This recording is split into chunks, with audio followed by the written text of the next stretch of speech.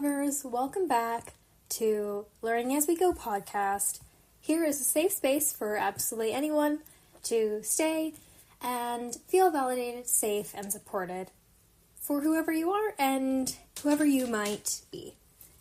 Today we are going to talk a little bit about a topic that I, like many of my previous episodes, have been learning to embrace more.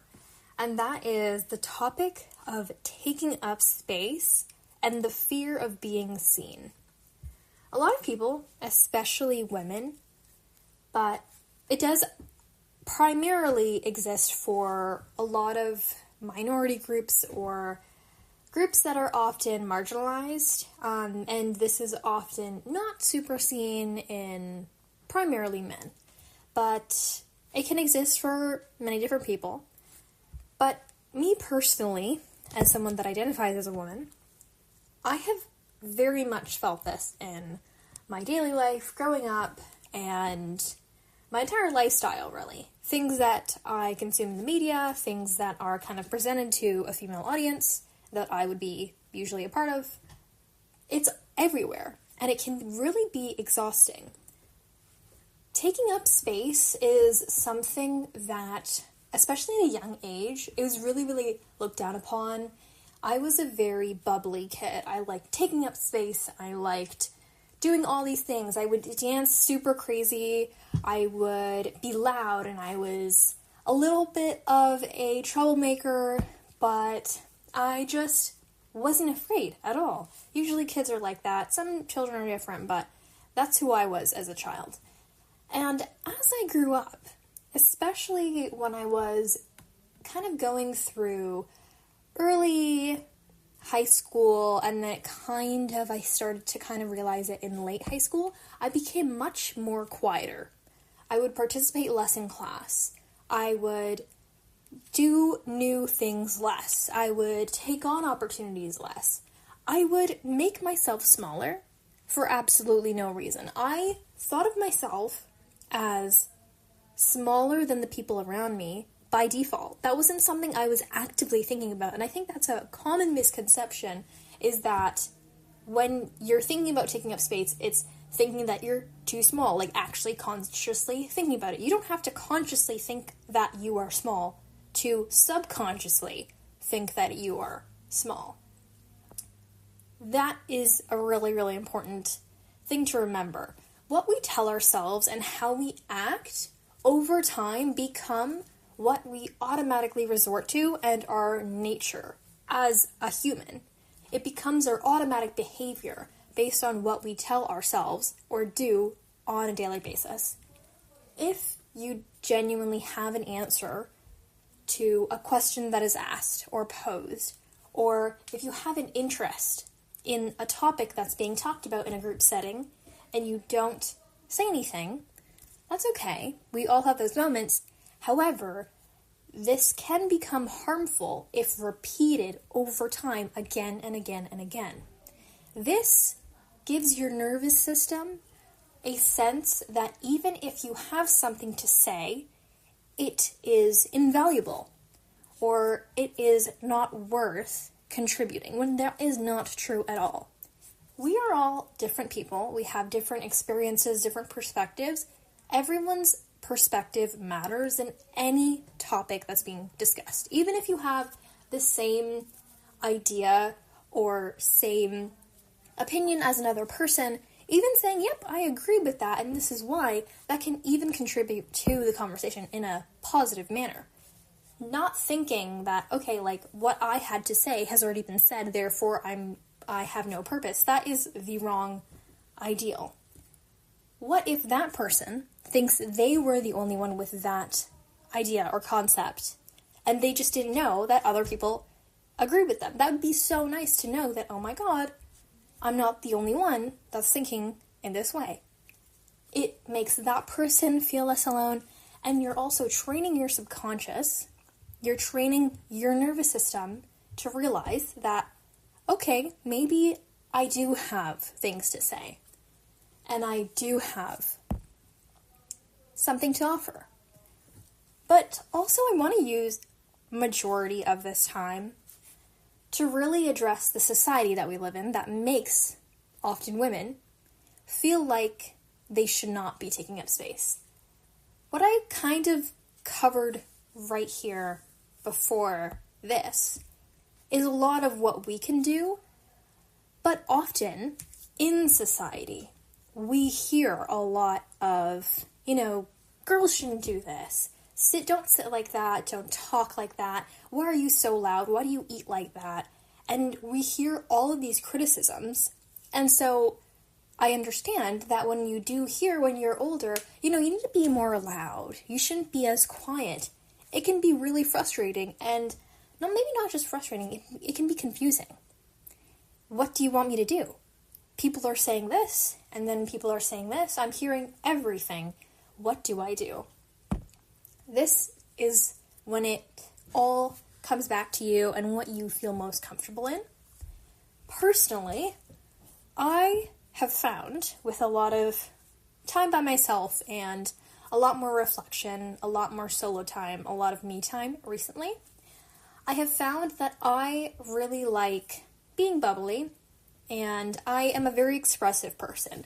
I am a very smiley person. I'm very, very expressive about the things I feel, about how I feel about things. I am very conveyant. I don't even know if that's a word, but I'm very clearly expressive about how I feel about something.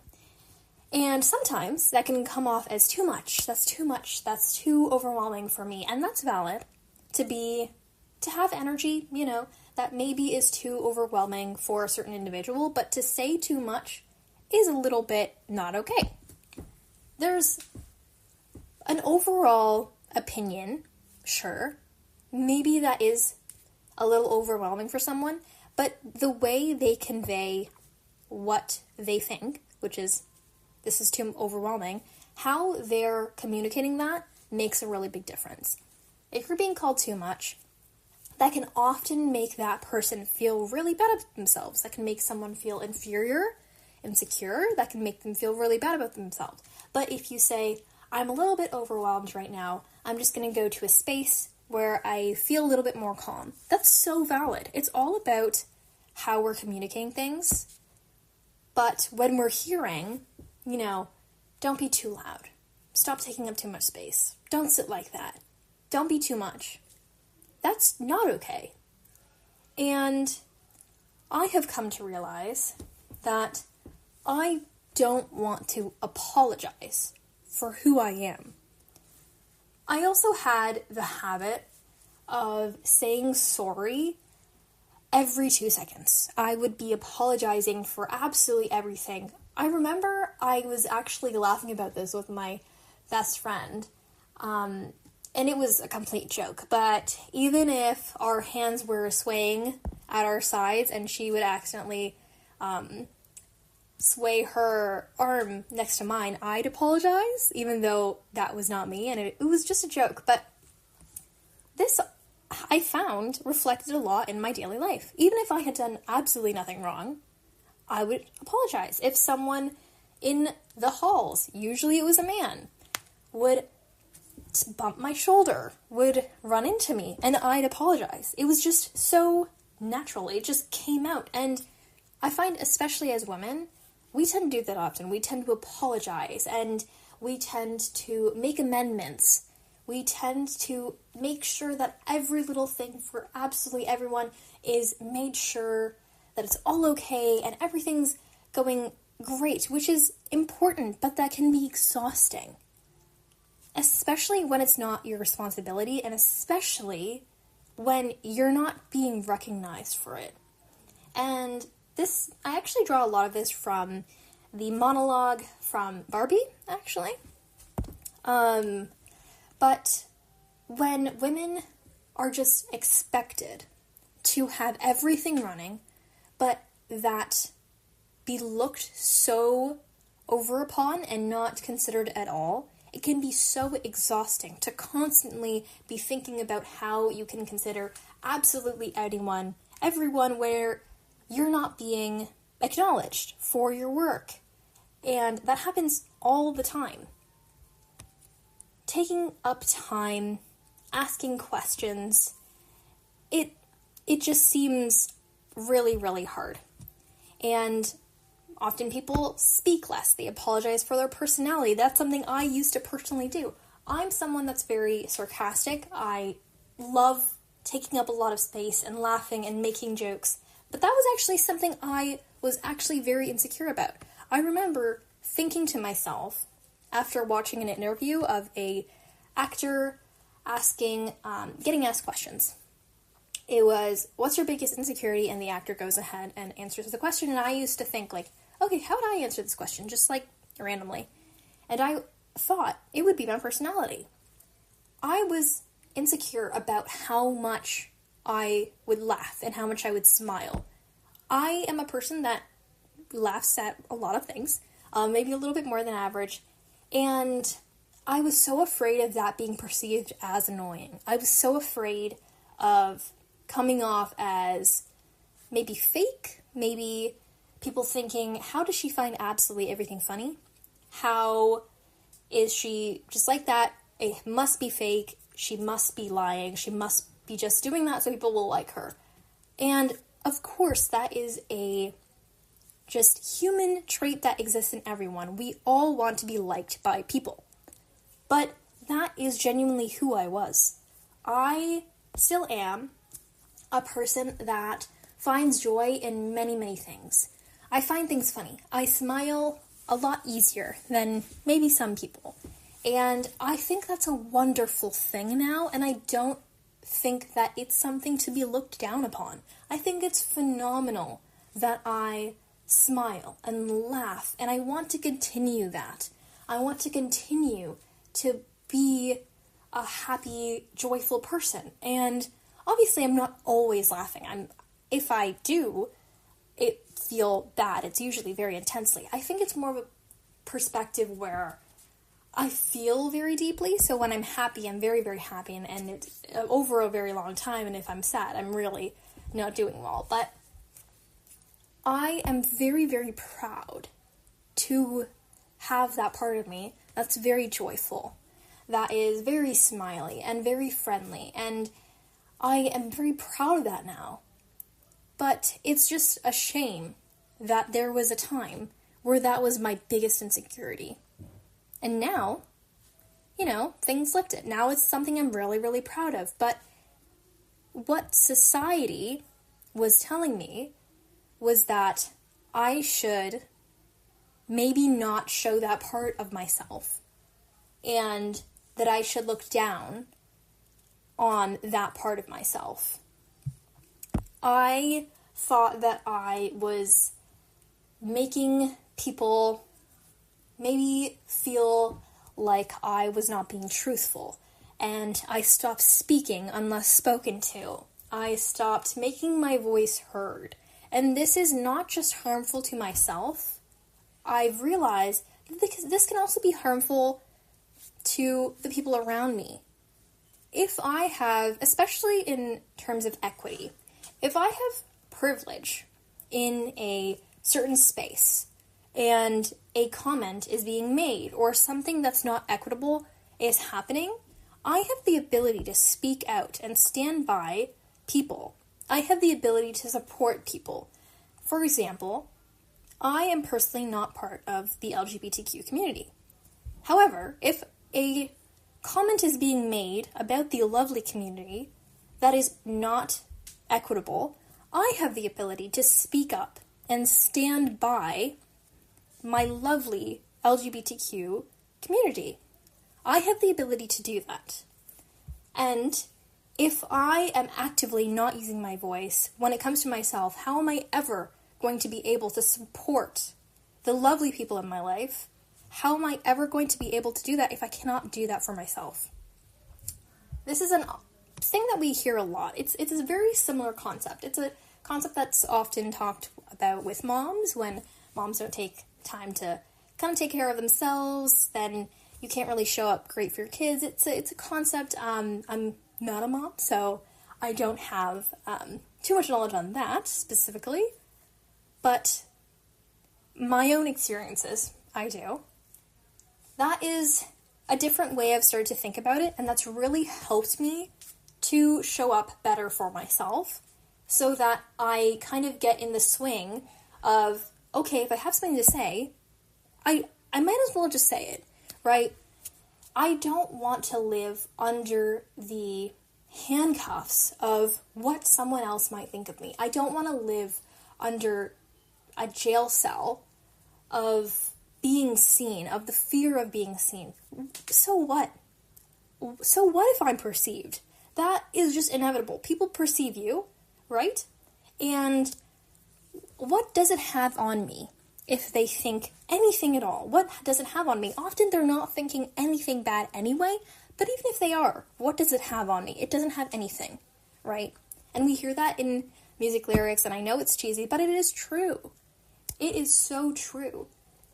We, as especially women, we need to take up space.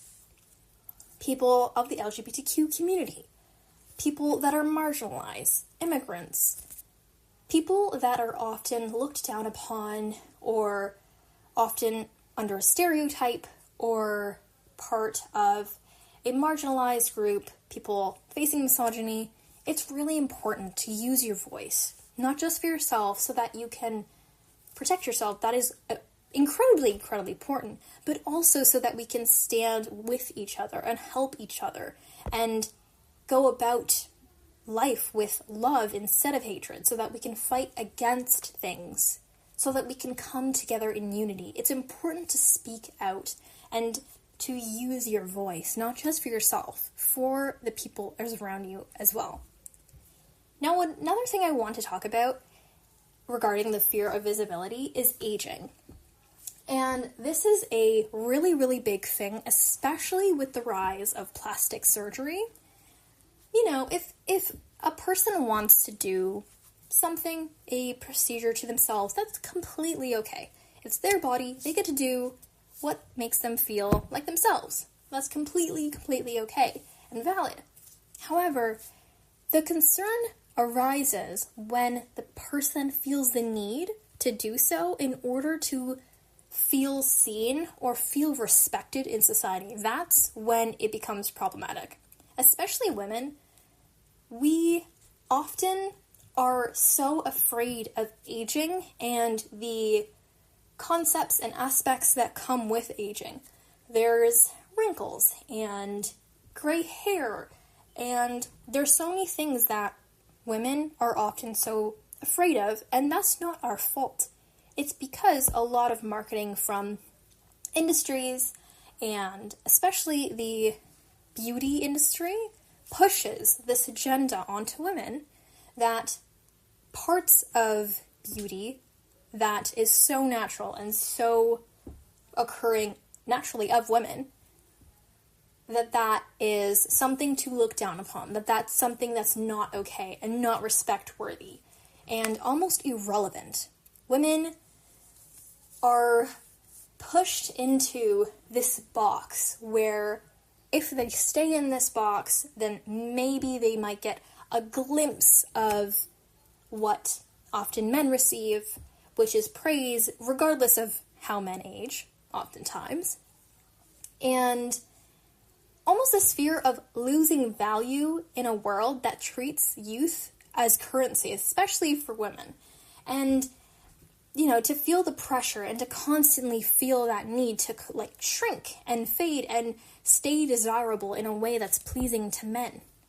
And it's so unfortunate that this is the case when, especially, younger women are contributing to this. It's really, really upsetting. It's really disappointing when younger women are siding with the unkindness of women aging, or when saying things that are completely not okay to women that show features of aging. Why are we expected to disappear when we're trying to finally learn ourselves? As we age, we grow to become more of ourselves. And why would that not be celebrated? why would that not be encouraged? Why would that not be looked forward to? Right?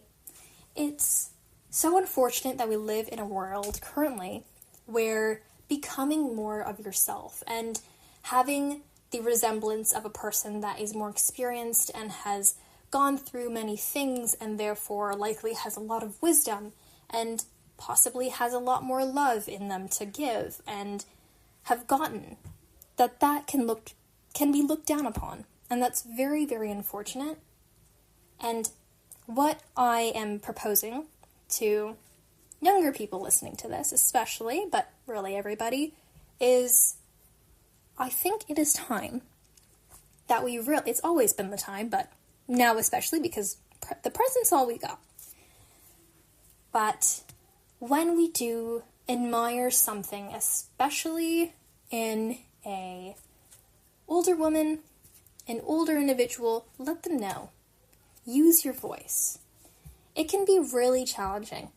I have friends that think wonderful things about people. They will say, oh, I love their XYZ. It's usually like they think they're really pretty or they really like their dress, and they'll really not want to go tell that person. I've personally never felt that. I think it just might be more allocated to my extroverted nature, and not so much to introverted nature, which a lot of my friends align with, but try your best. If you can't one day, that's totally okay. Do yourself grace, but if you can, and if you're able to muster up the courage to let them know, it is so important. And I promise you, especially in this society that we live in currently, that puts down almost everything older women do, just simply because they are over the age of 30 or 35 or 40 or 45 or so on and so on, that they have to look, they must be witches, or they must not have anything to offer to society anymore. They are treated not as well, and that is a literal fact. They're not respected as much, and they're not valued as much in society. But when you do think those wonderful things about older individuals, if you can, let them know. I promise you, it will make so much of a difference. And what I kind of also want to mention here is some ideas for reclaiming that space and that voice and that presence that we're often denied, or just people are denied, and the process of unlearning shame. And this can be completely different for different people depending on what you're comfortable with, what feels more like you, but if you're someone that's a little bit of a people pleaser and has a harder time saying no, try saying no next time you actually don't really want to do something. I promise, if they are a person that is worth having around, they will respect that boundary that you're putting up. They wouldn't need an entire essay on how your dog is sick, or how you are looking for a house and this one house has an open house that you can go to. There was a lot of house in there. They're not going to disrespect that boundary that you put up if they're actually an individual that is genuinely worth having around in your life. If they're someone that is going to question that boundary that you're clearly putting up, that's something for you to reflect on. Do you appreciate having your boundary that you're clearly putting up questioned? Do you appreciate that? That's up to you. Another is speaking without apologizing. The next time you find yourself saying sorry 3-4 times in a row, within the span of 20 minutes, really think about, what are you apologizing for? Are you apologizing for making a joke or laughing too loud, or are you apologizing for sitting a certain way or doing something that isn't hurting anyone or yourself? Are you apologizing for something that doesn't need apologizing? Think about that. And it is important to recognize when you've done something wrong. It is so, so important to be okay with making mistakes, apologizing, and moving on. But the excessiveness of it is what's a little harmful. So the next time you do find yourself doing it very, very excessively, reflect on it. And the last thing I want to mention is really, really embrace what you want to do. If you want to laugh out loud, laugh out loud. If you want to dress a certain way but don't want to because it's going to be perceived in a certain way, why have the shackles of the fear of being seen on you? Break free of them. It can be so hard, but I promise, start small. Maybe just wear the bottoms of what you really like, and then the top of whatever you feel will be most accepted. And then slowly integrate more and more of what you actually want to wear into what you wear. Take baby steps, but keep making progress. It can be really hard, I recognize that, but I believe in you. You can do this. And lastly, walk into rooms like you deserve to be there, because you do. You are qualified, especially when you have a job and you've done the interview and you're walking into the room with everyone else that's done the interview. I have been in this situation. Everyone else has done the exact same interview as you. They have maybe been there a couple years more, but that doesn't necessarily make them more qualified. Sometimes it does. It usually does. But honestly, with some types of job dynamics, it doesn't always, but you too are qualified to be there. You have done the interview. You have passed all of the qualifications that are specifically done to test your experience and your capabilities. You have passed all of them. You are worthy of being in that room, and I really recommend that you walk into that room knowing that you are worth being there. You are worthy of being in that space. And I really want that to sink in for you. Here's some affirmations that I put together that might help to listen to. If you haven't heard it until now, you are not too much.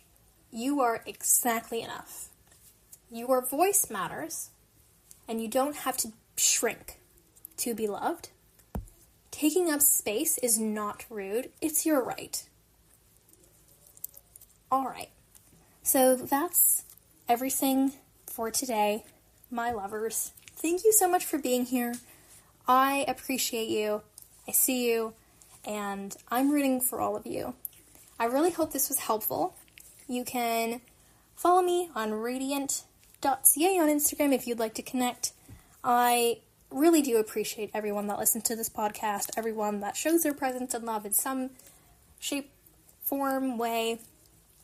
I have so much admiration for all the lovely qualities you all possess, and you won't need this reminder, but just in case, treat so much people with so much love, you shall receive so much love in return.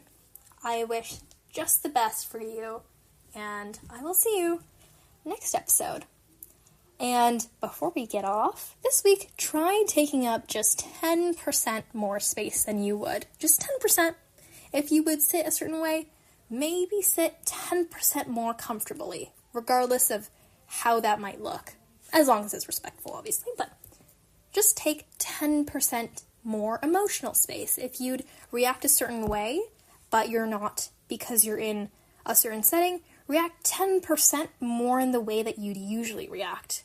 If you want to say something that's obviously respectful to everyone and not hurting anybody, but you're not saying it because you don't want to be seen as too much, say 10% of what you usually would say, but are not. Try those out, let me know, and I will see you all at the next episode. Thanks so much for tuning in, everybody!